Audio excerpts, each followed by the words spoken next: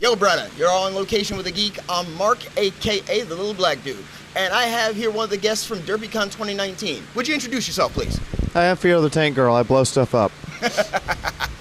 Well, that's a great way to introduce oneself. That's actually the first time I've gotten something quite like that. You've been coming to conventions for a long time. You had told me earlier on you had gone to a number this year? I've been to 20 this year. How does that handle on your body? Do you get stressed? There's this thing called sleep. I just assume it's a myth. Kind of like the Loch Ness Monster and Bigfoot. Yes, I know Bigfoot takes offense to that, but I don't sleep, mostly. So what exactly is it that you do specifically? Do you just do analysis, or was this just a side project from what you normally do? What I normally do is I analyze fandom. So I look at like 40K anime ponies, video games, and I go, okay, how does this work if I wanted to actually build it? The side projects I do are stuff like I stream tabletop games and I write books for people, apparently. Which fandoms did you get started in to begin with? To begin with, I was a World of Tanks pro player. Very cool. And then people started asking, like, is the physics of this real, or do you think it's real? And I went, I'm going to find out. And that led you on a how many year long journey? 7?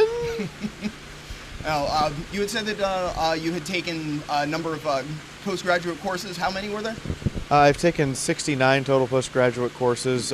History, geography, geology, geometry, calculus, rocket science, nuclear physics, regular physics, quantum physics, chemistry, metallurgy. I actually interned with a blacksmith for 3 months to figure out how that worked.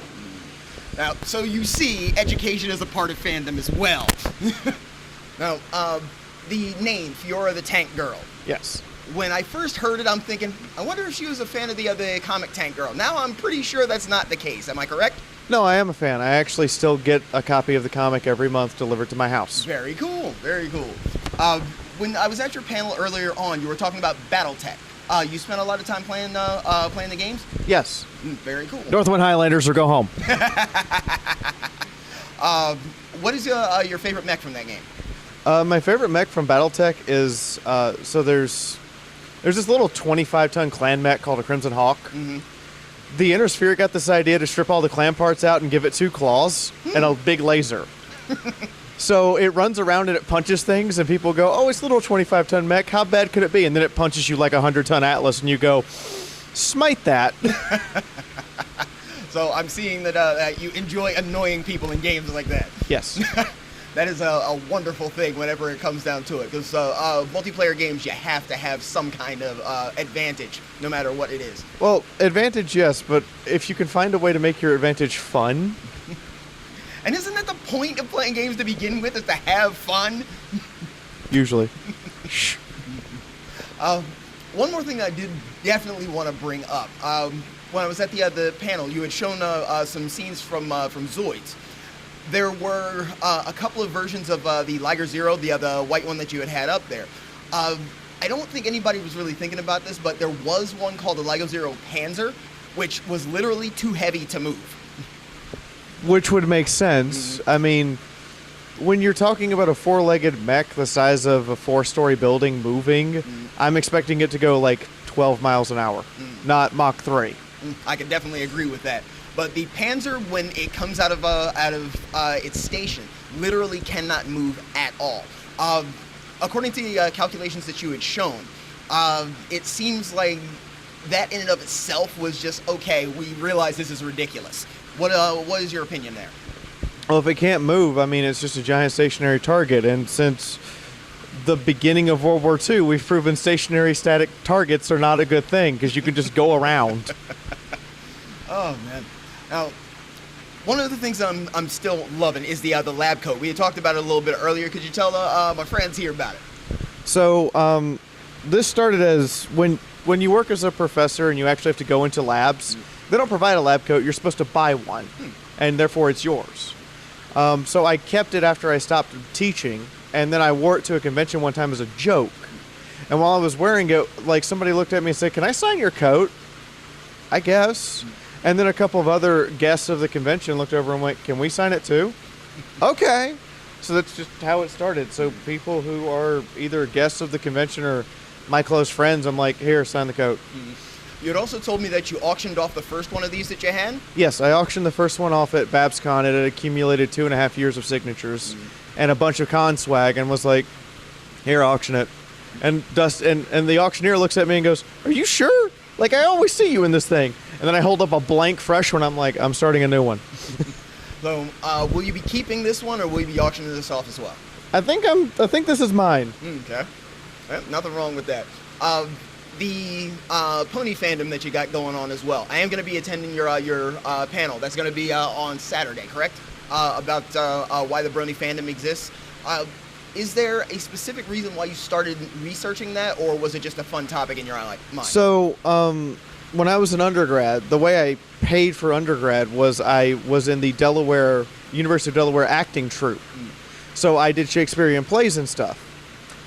And this is a really weird chain of events at this point, because my co-captain for the World of Tanks team came to me and said, "I know you used to act in college. We need an actor for a convention." And I said, "Okay." So they had me do some lines, and then they had me modify the voice and do them again. And I showed up I didn't know it was a My Little Pony convention.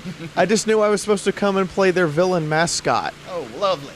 So for the weekend, I was playing this angry earthquake pony. Okay. And didn't know it was a My Little Pony convention until 2 weeks before I was supposed to get on the plane.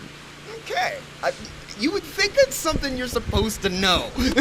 Well, they just gave me scripts to go over, and I memorized them, and I figured out how to improv as the character, and they were satisfied with that. I think they just assumed I knew. So is that what sparked the whole thing, or did it take some time after that? Well, that sparked it, and then one of the con chairs was sitting there, and she looked over at me and said, "Hey, Fee, do you know how old the ponies are?" I went, "No, why?" "Well, neither do I." "Give me a minute."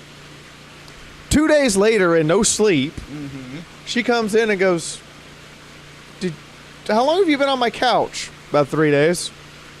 Here's how old the ponies are. I'm going to go to bed now." And she looks down at it and she goes, "You figured this out?" Yeah. So basically every research project is a new challenge for you, correct? Most research projects are a new challenge. A lot of them, before I stopped teaching, were, it's a new challenge and I need to go take an extra class for this. Or I need to get an extra textbook and sit down and do like a quick tutoring session to make sure I know what I'm doing. And then from there, it's just been people ask a question and my brain goes, "You can probably figure that out." And I'm like, "I want to sleep." "No, you need to figure this out." Oh, man. Would you hold up your pony here for the camera? That is very cool. Did someone make this for you, or did you make this? Someone made this for me. Oh, that's very cool.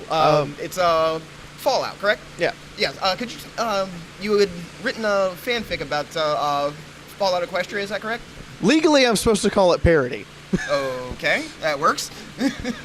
So I had started playing this tabletop game called Fallout Equestria, where basically you're just playing Fallout Equestria. And then somebody went, "Why don't you write this as a story?" And I went, "Is that a challenge or a question?" Because it sounds like both. So I started writing it, and then people started tuning into the stream more because I was writing a story, and then people started encouraging me to write more, and I was very confused. And then when I'd finished about 20-something chapters, somebody went, "You should publish this." I went, "How?" So, turns out if you make a legal declaration of parody, you can get 3 copyright lawyers and a copyright judge to have to read what you're declaring a parody, analyze it, grill you on it, and then send a notice. And then if they agree it's parody, you send a notice to the parent companies, and they have 90 days to challenge you. When we sent the notice, Fallout 76 was on fire, and Hasbro had just announced that My Little Pony's Friendship is Magic final season was season 9. I see. So everyone was in damage control mode.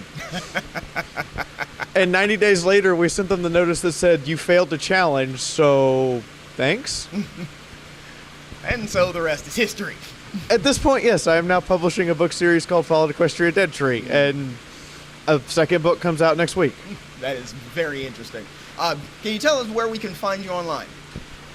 You can actually just look up Fiaura, Fiaura, and I'm the first result on virtually every search engine. I know Except Yahoo. I don't know why Yahoo does that. Because Yahoo has an attitude for some reason, but that's my opinion. I do appreciate you coming. Thank you so much for scheduling some time with me. I really do hope that we can cover some more things from Derpycon that will keep you interested. I'm really glad that I got a chance to talk with Fiaura, and I will be covering some other guests that are here. But until next time, put your fist up with me. Stay geek and proud.